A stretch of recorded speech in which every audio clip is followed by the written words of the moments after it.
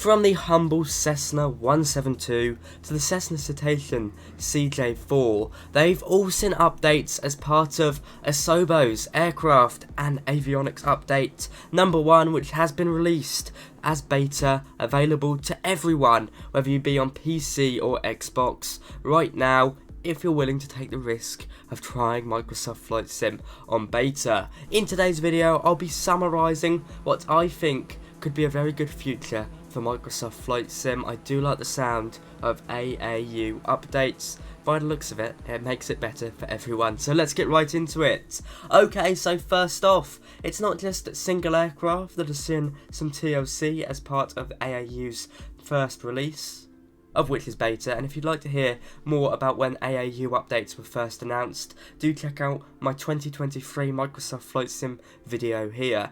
Now, let's kick it off with the general bug fixes. As I said, no single aircraft has been focused on explicitly. They have covered the whole simulator. So first off, helicopters, they were unflyable when you were on Legacy Flight Model and you adjusted some of the realism settings. So they fixed that, and it means hopefully if you're experiencing issues with the Legacy Flight Model and helicopters, you shouldn't see it anymore. In addition, for those of you that like flying in the winter, snow covering 100% of the airport tarmac and roads has been fixed, as well as all those Xbox flyers out there. The horrible terrain level of detail issue has been fixed. Now that we've got the general bug fixes out of the way, let's move over to some of the more aircraft specific ones. So all aircraft in Microsoft Flight Sim with the Garmin GNS 430 or 530, which includes all variants of the Cessna 172 Classic, the Robin Cap 10, the Diamond DA40 and DA20, as well as some of the aircraft introduced alongside the Renault Air Race update, will have received the updated Garmin GNS 430 and 530. Now, aside of that, this AAU update has been made in partnership with Working Title, so I do believe that team is behind most of the work to do with the avionics systems in this update, and I do believe, indeed, they've worked on the 430 and 530. Now, in the Cessna 172, which is what I was flying it with, I did notice a big difference. I'll be honest, I fly the 152 a lot more than the 172. I very rarely fly the 172. But you can definitely tell there's a big difference when you do hop into the avionics. Of course, you can do all the standard stuff like you do before with putting your flight plan in and making the aircraft follow it. But you've now got stuff like GPS, satellite, simulation being included, so you do actually have to load up and allow the aircraft to basically tune itself to the satellites. You've also got keyboard entry, which is a feature of all Working Title products. Although unrealistic, it does mean you can actually type the waypoints, airports, nav aids, etc. in without having to fiddle around with the little twisty button, which has got a name, but it's gone completely out of my head, so ignore that. You've also got satellite weather overlay and plenty of other features, including full RNAV support and simulation, LNAV and VNAV, and vertical speed guidance during approaches, vertical height guidance I should say. All some very good stuff that basically adds an advanced avionics suite into some of the most standard aircraft of Microsoft Flight Sim that of course brings it up to almost real life standards. It's great to see a fantastic update there, but it doesn't just stop at the babies, it also moves up to the Cessna Citation CJ4 and the Cessna Citation Longitude and the Daha TBM 930.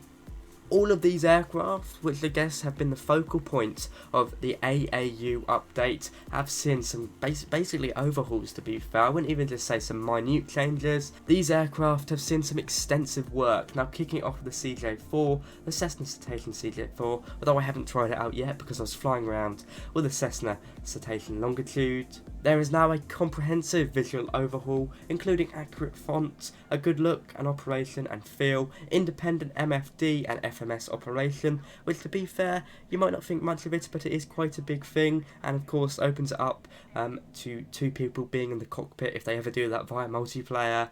Also means you can sort of split your workload across the left and right side of the cockpit, which is always good fun. Advanced flight plan support, thanks to the Working Title team. As I said, they've done most of the work here.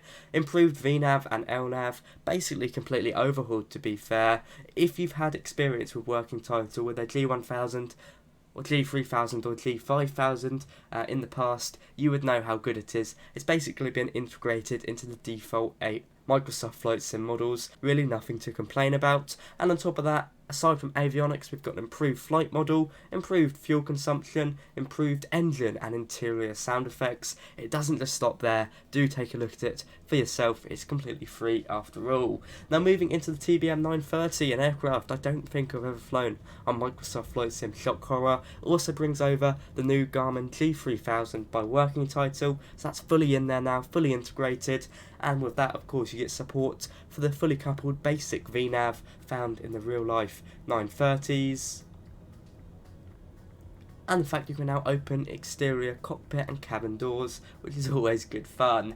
Now moving over to the premium deluxe aircraft of the Cessna Citation Longitude, this one has now seen the Garmin G5000 by working title integrated into the default aircraft. I say default, of course you do pay for this one extra as part of the premium deluxe package, and the head of Microsoft Flight Sim did say he felt a bit guilty about the premium deluxe aircraft missing out. Well, it's clear the Cessna Citation Longitude can no longer be put in that category. It's probably seen the most extensive work out of all the aircraft in this video. Fantastic to see. It's an aircraft I've basically got to go through and teach myself all again, which I love, so I'll be doing that over the next few days, trying to get used to the new Citation Longitude, because it basically is a whole new aircraft with much more realistic systems, to the point where you're actually going to have to sit down and read up about this aircraft, which I'm not complaining about. It's what so many of us want, and to be fair, quite a few of us expect.